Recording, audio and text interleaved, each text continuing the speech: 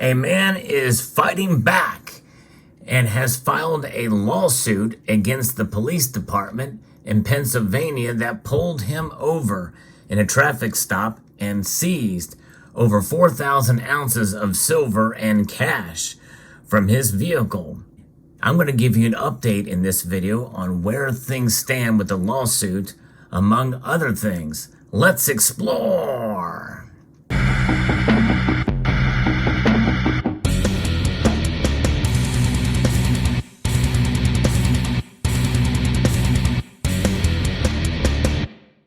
Recently, I posted a video about a seizure of over 4,000 ounces of silver and cash that happened back in February of 2020. In that video is a link that I posted in the description to a channel that has highlighted this case, and they show the traffic stop and what led to what is known as civil forfeiture. And this civil forfeiture is really the crux of the matter, and many of us feel that that is abused by police based off of loopholes in the law. I'm going to be referencing a piece here from truthout.org that talks a little bit about this. And of course, not all police are abusing this, but there are enough of them out there that it's become an issue.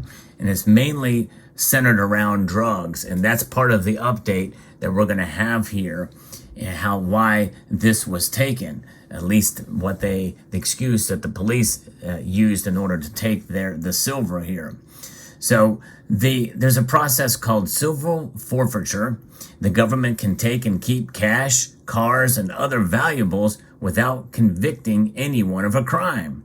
The practice dates back to medieval times, but was popularized and expanded in the United States as part of the war on drugs starting in the 70s. Under modern rules, guilt or innocence can be irrelevant. The government pursued civil forfeiture against this cash and stuff that happened with others, and in this particular case, this person still was waiting to get their $8,000 worth of items that were owed to them in that previous case. But this one is an update that came 2 years later after the stop, 2.5 years later, and this is out of New York. This is from PennLive.com, and it was shared with me by Rip Van Smith in this update. I want to give the full story, the full scope, and the context from which this was done. And this update will help to give a little bit of comfort, at least to the victim, to some extent, but I still think it was an injustice, and I think most of us would agree. A New York man has withdrawn his federal lawsuit in which he accused 2 state troopers of wrongfully seizing $36,000 in cash, 8 cases of silver bullion coins, and 2 other boxes of silver coins. Now, the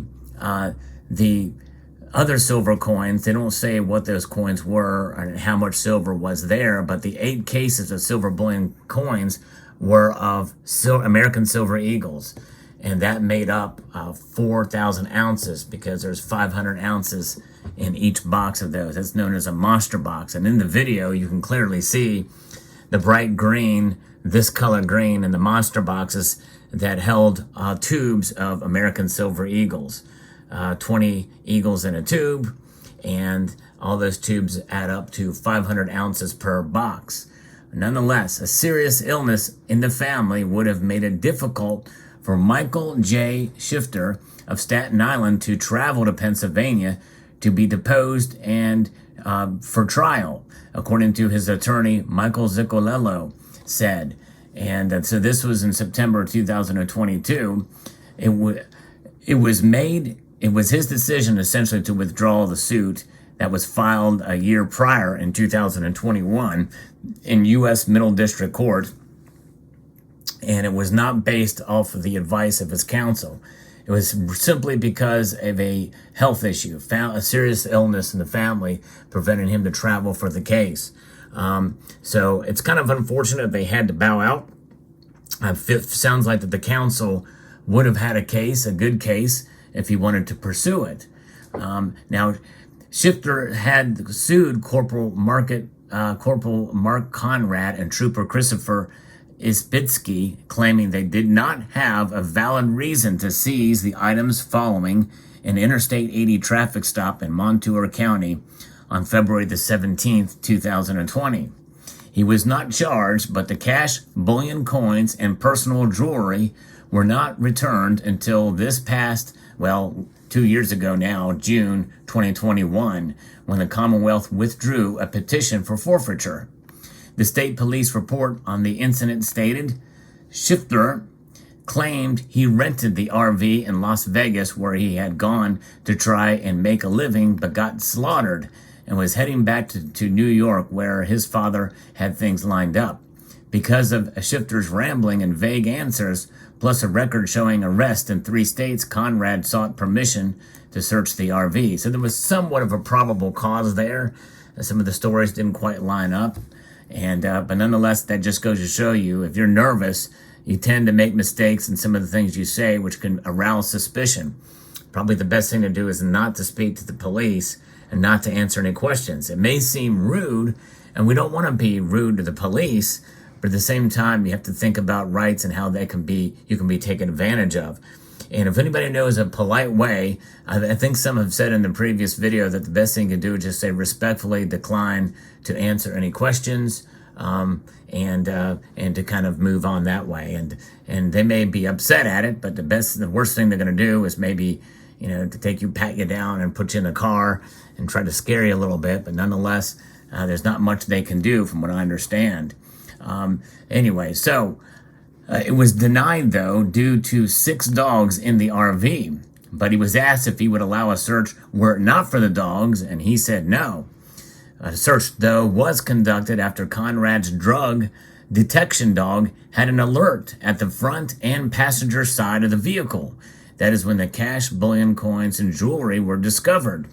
Now, I'm going to stop right there because several in the comments of the prior video said that some of those dogs are trained to, when they search vehicles, to go ahead and sound the alarm regardless.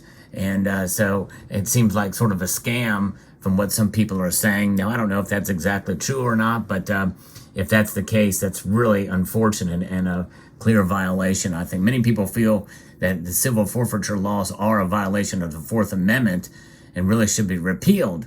But at the very best, they are abused. There's no question about it. And they are making news, and I think it's a good thing. But this is all kind of related to drugs. And so the search was conducted, and the dogs sniffed out and thought they found, but no drugs were actually found. But they were seized and taken to the state police barracks in Milton. This cash, bullion, and coins were seized, but not Schiffler himself. Milton, where Schiffler claimed he had bought them periodically over the past several months in Nevada's coin and jewelry, but did not have any receipts. Contact was made with the manager of the business, who Schiffler always paid cash. A review of receipts that were obtained revealed that the purchases for the silver bullion between October 17th and December 19th, 2019 totaled $64,904. One was the name of the woman with him, and the others in this. They were suspicious of money laundering because an ion scan indicated the cash had been in close proximity of high levels of methamphetamines. That's what the dogs apparently had sniffed, if we're to believe this report. Schiffler, who denied any wrongdoing, had been seeking unspecified damages, claiming he was denied use of the cash and personal items for more than 18 months because of an unreasonable stop and search. And that is really where it is. But the thing is that now the items have been returned to the individual. I think he got it all back now. But still, 18 months where it was gone and not knowing where it was, if he was going to get them back, certainly had to be concerning. That's a lot of money, and that's over $100,000 of silver and cash that has gone missing, and that is out of his hands because of this traffic stop. And he's never been charged with a crime, and there's a suspicion of money laundering here because they found these ions and what have you. But that does not necessarily mean that all of the bills had it in the cash. could have just been a few, and that could happen to any of us. Any of us could have any number of bills that have, that could have been exposed. In other words, there may have been some suspicion and probable cause because of his behavior, but the old adage, innocent until proven guilty. And in my view, I think these asset forfeiture laws need to be revamped or strengthened, and they ought to be, to the benefit of the victims of this, because it really could happen to any of us. And I kind of felt for the guy. I don't really know exactly what he was involved in. He very well could have been, but the thing is, they didn't have a clear case against him.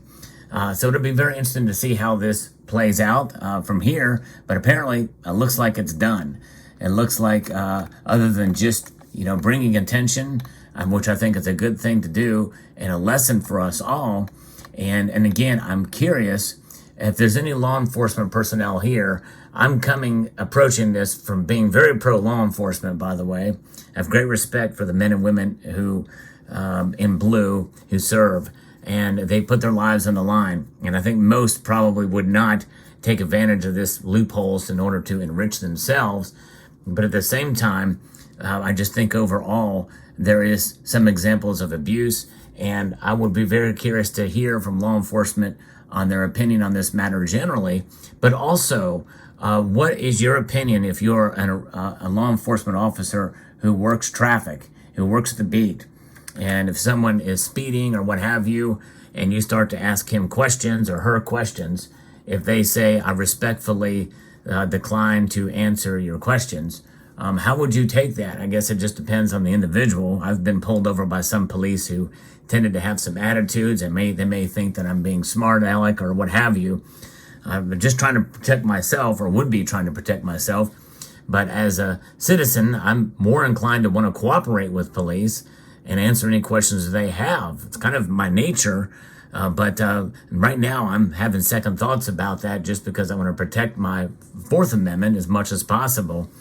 And that stopgap may be something like this situation, especially, it'd be very scary to have your home raided, like in the previous case, for somebody suspected of selling drugs. And of course, I don't do drugs, but I'm just saying that, and apparently this other person was not charged in that other previous article that I quoted from.